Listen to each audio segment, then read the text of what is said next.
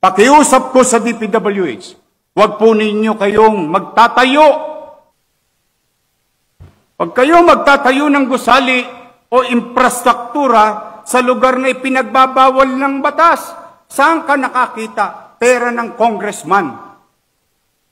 Pera ng taong bayan. Magpapatayo ng barangay hall sa bangketa. Kala ko ba tagagawa kayo ng batas? Bakit kayo nagtatayo ng barangay hall at building sa tapat ng eskwelahan na sakripisyo ang teacher, estudyante, para lang ma-display nyo mga pangalan ninyo sa mata ng publiko na kayo'y may ginawa? Pero ikinarga ninyo